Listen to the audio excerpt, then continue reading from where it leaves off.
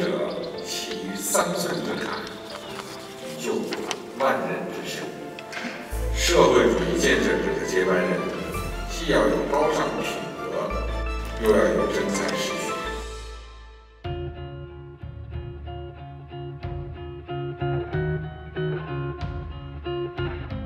To dig a well, you begin with a shallow pit, and eventually you get a deep one.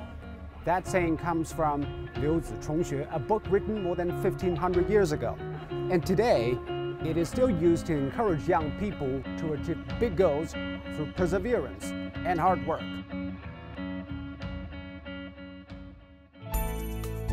That works for a person as well as a country. In 2015, the Chinese government made a promise that by 2020, China would eliminate absolute poverty. For starters, the poor need better education. Knowledge and skills would empower the poor families and enlighten the poor children. It is like digging a well. And today, I will go with my friend Kirk to visit a school in Yan'an in northwest China to see how education has made a difference here. 你猜他多大？54。They said you're 54.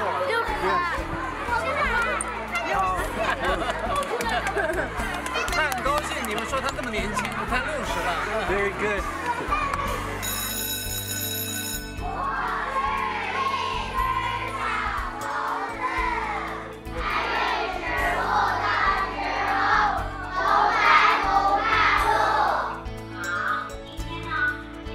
Okay, let's meet in the library.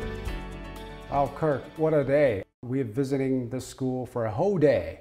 What do you feel about the school? There's so many children in school here in China compared to the schools that I'm used to in Canada. A lot of shining and happy faces, that's for sure. But you know, this school has a very humble beginning. It started as a school in a little cave with just one teacher, and now it's this.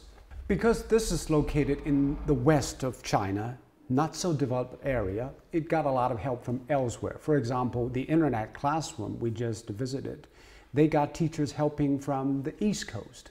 That seems to be the way that China has been adopting to help the schools in the remote areas. You know, and I didn't expect to see that here, internet teaching. It's, you know, having highly trained teachers teach kids in schools that may not have access to those highly professional teachers.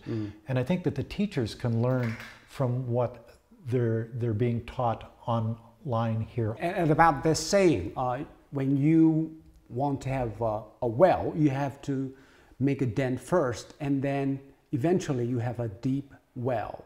You have similar expressions in other cultures? Well, you know, every long journey starts with a single step. And I think that's true with anything that you do in life. Well, and I think that's where this saying comes in. You know, you've got to start somewhere. Take that first step. And first step is important because China has a huge campaign to alleviate poverty. And the first step they think it is appropriate is education. And here is a good example. Have you heard of education so that we can have poverty relief? Well, you see, education is the backbone of poverty alleviation. With good education, these children have the opportunity to go from good education to good employment. They're making more money, their lives are better, and when they have children, you know that they're going to be spending some of that hard-earned money that they've made on their children's education. It's a cycle. If that cycle is poverty, well, then they're never going to have a chance to better their communities, their families. If that cycle turns into prosperity through education and better employment, then the prosperity cycle will start. Yeah, and obviously poverty is a global problem. If people living elsewhere in the world should take away anything from the Chinese practice by lifting people out of poverty through education, what would that be? Invest in your children. And China's actually a good example. If you invest in your children like China has done, you've got better education, you've got better healthcare, and the infrastructure is getting better. You've got all of these things are growing. And the rest of the world is watching and saying, well, how's China doing that? And sooner or later, they're going to figure out it's because their education. In 1993, they put just under 90 billion yen into education. So between 2.5% and 3% of their GDP. In 2020, they put over 5 trillion yen into education. So you can see the difference with that investment in their children, in education of the people of their country. They've made their country a better, more prosperous place to thrive. Thank you very much, Kirk. 周老师，您看到这个学校的变化是什么样的呀？日新月异的这个变化，从2层现在变成4层，然后后边又修建了这个综合楼，整个的这个设施设备都是焕然一新。咱们这个区上市上都特别重视这个小学这个教育。那杨老师，当年他这个小学是什么样的状况？当年只有8孔窑洞7间平房，然后到了1995年，时任福州市委书记的习近平倡导切家企业借切校，然后迁址修建了我们现在的这所学校。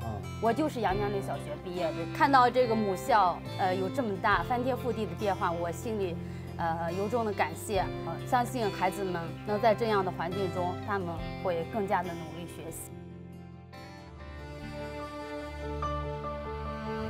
扶贫必扶志，让贫困地区的孩子接受良好教育，是扶贫开发的重要任务，也是阻断贫困代际传递的重要途径。